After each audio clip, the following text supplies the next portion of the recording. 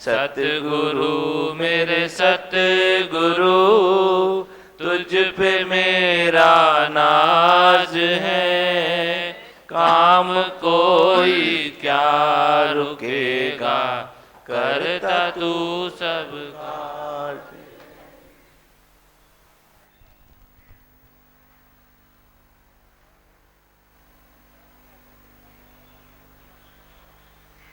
किया लाला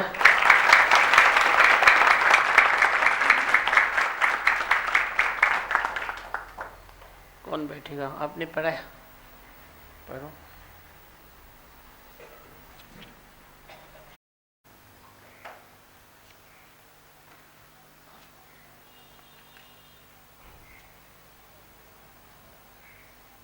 माइक दो।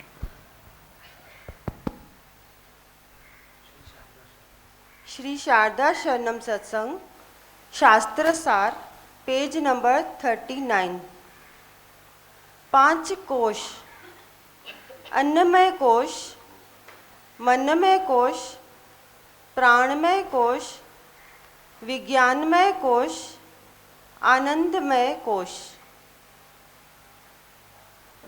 अन्यम कोश: अन्नमय कोश माता और पिता के वीर्य और रक्त के जरिए उस रूप शरीर की उत्पत्ति और उसके द्वारा उसकी पालना, फिर उस रूप की पृथ्वी में विलीनता। ऐसा जो स्थूल शरीर है उसको अन्नमय कोश कहते हैं। अन्नमय कोश दुख सुख और विषय भोग का घर है और जन्म मरण का पात्र है। अन्नमय कोश से ऊपर उठो, निश्चय करो कि शरीर के पहले भी मैं था, उसके होते हुए भी मैं हूँ, शरीर के जाने के बाद भी मैं रहूँगा। मैं अन्नमय कोश नहीं हूँ, मैं अन्नमय कोश से न्यारा हूँ। अभी 5 कोश, जैसे 3 गुण 3 दुख सब आप शास्त्रों में सुनते आ रहे हैं, ऐसे ही जो कोश है वो 5 है। अन्नमय कोश, मनमय कोश, प्राणमय कोश, विज्ञानमय कोश, आनंदमय कोश। कोश समझते हो ना, जैसे आपका वो भंडारा है। अभी अन्नमय कोश, अन्नमय कोश क्या होता है? माता और पिता के वीर्य और रक्त से उस रूप शरीर की उत्पत्ति, उसके द्वारा उसकी पालना, फिर पृथ्वी में विलीनता। शरीर उत्पन्न हुआ माता पिता के रक्त से और फिर पृथ्वी में जब शांत होता है तो विलीनता में आता है। ऐसा जो स्थूल शरीर है उसको अन्नमय कोश कहते हैं। खाली आपको याद करना है, समझे ले तो सब बातें आपको है ही, पर उसको अन्नमय कोश कहते हैं। किसको? जो ये स्थूल शरीर है उसको कहते हैं अन्नमय कोश। और अन्नमय कोश दुख सुख और विषय भोग का घर है। जो तेरा ये जो देह है जो अन्नमय कोश कहलाता है शास्त्रों के अनुसार, उसी में है दुख भी है, सुख भी है, भोग भी है और जन्म मरण भी है। जन्म भी ये अन्नमय कोश का होता है, विलीनता भी इसी अन्नमय कोश की ही होती है। अन्नमय कोश से ऊपर उठो, यानी इस देह से ऊपर उठो। जो आप हमेशा से सुनते आ रहे हैं कि देह से ऊपर उठो, तू देह नहीं है, तू ब्रह्म स्वरूप है। उससे ऊपर उठो, निश्चय करो कि शरीर के पहले भी तू था, उसके होते हुए भी तू है और शरीर के जाने के बाद भी तू ही रहेगा। यानी आत्मा पर दृष्टि डालो, ये जो शरीर है वो है भले, परंतु फिर भी ब्रह्म स्वरूप है। जब भी तू ये शरीर नहीं था तो भी तू ब्रह्म स्वरूप था, और ये शरीर विलीन भी हो जाएगा तो भी ब्रह्म स्वरूप तो ब्रह्म स्वरूप ही है। पर अब बीच में ये अन्नमय कोश है। जैसे बीच में तो जमा पूंजी लेता है, कोई भंडारे में पैसा जमा करता है, वही फोड़ता है, पैसे को यूज़ कर देता है। ऐसे ये शरीर भी है, ये देह है, ये अथाह शक्ति से संसार में प्रकट होती है, माता पिता के जरिए जन्म लेती है और फिर पृथ्वी में विलीन हो जाती है, फिर समय आने पर जन्म लेती है, फिर विलीन हो जाती है। अब इसको कहते हैं क्या? अन्नमय कोश।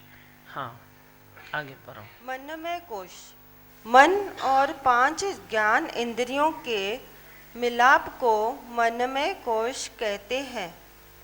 देह में स्थित होकर देह के अहंकार, दूसरे पदार्थों में ममता अर्थात मैं मेरा करने वाला, इंद्रियों को विषयों की तरफ प्रेरणा देने वाला और संकल्प विकल्प अर्थात अच्छे और बुरे विचार के रूप को मन कहते हैं।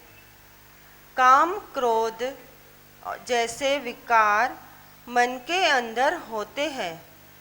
जब तू अपने को देह मानता है तो मन विकारी है, पर मैं निर्विकारी हूँ। मन संकल्प विकल्प करता है, पर मैं निर्विकारी हूँ, निर्विकल्प हूँ। इसलिए मैं मनमय कोश नहीं हूँ, मैं मनमय कोश से न्यारा हूँ। अभी मनमय कोश, कोश सब है, लेकिन तू सब कोशों से न्यारा है और ऊपर है। अब मन और 5 ज्ञान इंद्रियां, एक तेरा मन जो तेरा ख्याल है, और एक है जो 5 इंद्रियां, कौन सी? ज्ञान इंद्रियां, जिसकी स्टडी आपने पहले की। उसके मेलाप को मनमय कोश कहते हैं। अब याद करने वाली बात क्या है कि मनमय कोश किसको कहते हैं? तेरा मन और इंद्रियां, कौन सी? ज्ञान इंद्रियां। ज्ञान इंद्रियों के मेलाप को मनमय कोश कहते हैं। देह में स्थित होकर देह के अहंकार, दूसरे पदार्थों में ममता अर्थात मेरा करने वाला, इंद्रियों को विषयों की तरफ प्रेरणा देने वाला। देखो, देह में स्थित होकर देह के अहंकार, दूसरे पदार्थों में ममता अर्थात मैं मेरा करने वाला, इंद्रियों को विषय की तरफ प्रेरणा देने वाला और संकल्प विकल्प अर्थात अच्छे बुरे विचार के रूप को मन कहते हैं। अब इसको आप मन का खुलासा किया है कि मन किसको कहते हैं, इसको थोड़ा स्टडी कर लो कि मन किसको कहते हैं और मनमय कोश किसको कहते हैं। काम क्रोध जैसे विकार मन के अंदर होते हैं। काम है, दिखाई तो नहीं देता है ना। अब तू बैठे बैठे कोई इच्छा करेगा तो दिखने में तो नहीं आएगी ना। कर्म करेगा, किसी को थप्पड़ मारेगा तो दिखने में आएगा, लेकिन तू बैठे बैठे सोचेगा मैं इसको देकर थप्पड़ मार दूं तो वो दिखाई नहीं देता है। इस ऐसे ही काम और क्रोध जैसे विकार मन के अंदर फंसे हुए होते हैं। जब तू अपने देह को मानता है तो मन विकारी है। देह तू मानता है, देह का तेरे को अध्यास है, देह की तेरे को पकता है कि ये मेरी देह है, तो मन भी अपना काम चालू करता है। पर जे मैं निर्विकारी हूँ तो मन में ये संकल्प करता है कि मैं निर्विकारी हूँ, तो देह तेरी मिट्टी की मुट्ठ है, वो देह भी कुछ नहीं कर सकती है। पर जब तेरा मन स्ट्रांग है तेरा देह अध्यास में, तो देह भी कोई न कोई नाटक, कोई न कोई लीला ऐसी कर देती है जो कर्म बनते हैं, कर्म कटते हैं, विक्षेप आता है। पर मैं निर्विकारी हूँ, तो मन विकारी है पर मैं निर्विकारी हूँ। मन संकल्प विकल्प करता है पर मैं निर्विकारी हूँ, निर्विकल्प हूँ। मन संकल्प विकल्प करता है पर मैं निर्विकल्प हूँ। ये कौन सी स्थिति है? ये है कि मन में तेरे अंदर विकल्प चल रहा है पर तू उसको वैल्यू नहीं दो। अंदर विकल्प चल रहा है लेकिन पानी नहीं दो। जैसे पौधा तू ज़मीन में लगाता है तो पौधे के बाद तू उसको पानी भी देता है, तू उसको फिर भाण भी देता है, तो पौधा खिल के ऊपर उठता है, पेड़ बनता है। पर जो मन में कोई संकल्प विकल्प आ भी रहा है, कोई विकल्प बुरा आया भी, पर तू उसको पानी न दे, उसको रिपीटेशन न दे, तो तेरा वो मन ऐसे निस्सता जैसे हो जाएगा। मन संकल्प विकल्प करता है पर मैं निर्विकारी हूँ, निर्विकल्प हूँ। विकल्प होते हुए भी तू मान लो कि मैं निर्विकल्प हूँ, इसीलिए मैं मन में कोश नहीं हूँ। जब तू अपने संकल्प विकल्प पर अधिकार लगा देगा तो तेरे को मालूम अंदर में महसूस होगा कि मैं मन में कोश भी नहीं हूँ, मैं मन में कोश से भी ऊपर हूँ। कि जो मन है वो अपना नाटक करे लेकिन मैं उसमें शामिल नहीं हूँ। हाँ। प्राणमय कोश, 5 कर्म इंद्रियां और 5 प्राण मिलके प्राणमय कोश कहते हैं। हे बस याद कर छो क्या करते हैं प्राणमय कोश में? 5 कर्म इंद्रियां, उसमें बताया 5 ज्ञान इंद्रियां, इसमें बताते हैं 5 कर्म इंद्रियां और 5 प्राण जो आपने पहले स्टडी किया है, उसको दोनों को मिला के प्राणमय कोश होता है। 5 कर्म इंद्रियां, मुख यानी मुंह, हाथ, पांव, लिंग, गुदा,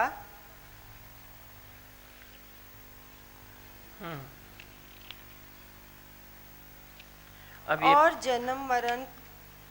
हाँ पर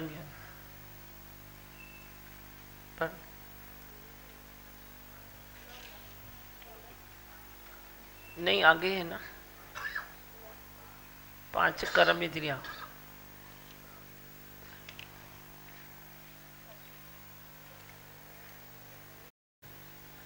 दिमोहन मना, आपने बहुत कुछ दिया है, बहुत समझाया है। अभी जैसे बच्चे बोर्ड में होते हैं तो कैसे सेल्फ स्टडी के लिए टाइम मिलता है उनको, जैसे लगता है 2 महीने 1 महीने पहले स्कूल छोड़ देते हैं, आप सेल्फ स्टडी करो और कुछ पूछो। ऐसे ही लगता है आपने इतना समझाया, इतना किया है, लेकिन हमने अभी खुद का खुद अभी बहुत कुछ करना है ऐसे। तो बस ठीक हो जाएगा, आपके ऊपर है दिमाग अभी। स्टडी भी करनी है ना, हो रही है ना, हो रही है दिमाग, रोज रोज हो रही है, लेकिन ऐसे मन में एक टीस होती है भाई जितना हम कर सकते हैं उतना नहीं कर पा रहे हैं। वो तो है, वो तो आएगा। वो मामी थी चवा जितना कर सकते हो उतना नहीं कर पा रहे हो। कर तो बहुत कुछ सकते हो पर करो ना। लगन नहीं है, एक लगन है एक अगन है। बैठो, एक लगन है एक अगन भी है। और लगन और अगन जब मिलके एक होता है तो ही कुछ होता है। खाली लगन से भी काम नहीं होता। खाली तेरे को आग लगे तो सत्संग में न बैठे तो उससे भी कुछ होता थोड़ा ही है। आग लग रही है, जेकर मैं ये करूं, जेकर मैं ये करूं, जेकर मैं ये करूं, पर होता कुछ नहीं है। पर तुम आया भी, लगन है पर आग नहीं है दिल में, जुनून नहीं है, तो भी कुछ नहीं होता है। ये तो है भी, सही भी है, सबकी है ये बात। प्रॉब्लम ये सबको ही है। पर मैं भी अभी घर भी जा सकती हूँ। जितना जितना कोई शौक रखता है उतना उतना जो ओटे सो अर्जन, जो ओटे सो अर्जन। नहीं तो मनुष्य को, जिज्ञासु को सब होना चाहिए। सेवा भाव भी होना चाहिए, प्रेम भाव भी होना चाहिए। निमक निमक कर शरीर कटावे तो भी हो में मैल न जावे, जाके गुरबाणी पढ़ो। तो निमक निमक कर कटाया है, शरीर को कटाया है, काटने के लिए दिया है। जंगल से तू लकड़ा लेके आता है, जब तक लकड़ा कारीगर के पास नहीं गया तब तक तो तेरे रूम की शोभा बढ़ेगी नहीं। बढ़ेगी क्या? वण खणी कर एक रखना छा कमरे में, पेड़ रखोगे क्या? पेड़ तो जाएगा पहले आराम से कटिंग में, फिर पॉलिश में जाएगा, फिर कारीगर के पास जाएगा, फिर उसको नेम शेप मिलेगा, तभी जाके तू अपने घर में फर्नीचर रखेगा, ऐसे थोड़े ही तू पौधा लेके घर में रखेगा, ये तो नहीं होगा ना। तो तूने जो किया है, रास्ता तो लिया है, पर तूने किया क्या है? सवाल तो ये है तो सही ना, पर करने के लिए तैयार भी नहीं हो तो हम बोलते हम भी क्या करें, क्या करें बोलो। हाँ बोलो मंत्र। मैं हूँ आनंद का स्वरूप, मैं हूँ सुख स्वरूप, मैं हूँ शांत स्वरूप, मैं हूँ ज्योति स्वरूप, मैं हूँ ब्रह्म स्वरूप, मैं हूँ सत्य स्वरूप, मैं अविनाशी हूँ, मैं निर्विकारी हूँ, मैं अजड़ हूँ, मैं अमर हूँ, मेरा कभी न होता नाश, मैं सदा सद जागृत हूँ। ओम। है ही भगवान, है ही भगवान, आए भगवान। अरे सुरेश शिवाय हर हर भोले नमः शिवाय ओम नमः शिवाय ओम नमः शिवाय हर हर भोले नमः शिवाय नमो शिवाय ओम नमः शिवाय हर हर भोले नमः शिवाय नमो शिवाय ओम नमः शिवाय हर हर भोले नमः शिवाय ओम नमः शिवाय ओम नमः शिवाय हर हर भोले नमः शिवाय ओम नमः शिवाय ओम नमः शिवाय हर हर भोले नमः शिवाय गंगाधराय शिव गंगाधराय हर हर भोले नमः शिवाय गंगाधराय शिव गंगाधराय हर हर भोले नमः शिवाय जटाधराय शिव जटाधराय हर हर भोले नमः शिवाय जटाधराय शिव जटाधराय हर हर भोले नमः शिवाय ओम नमः शिवाय ओम नमः शिवाय हर हर भोले नमः शिवाय ओम नमः शिवाय ओम नमः शिवाय हर हर भोले नमः शिवाय परमेश्वराय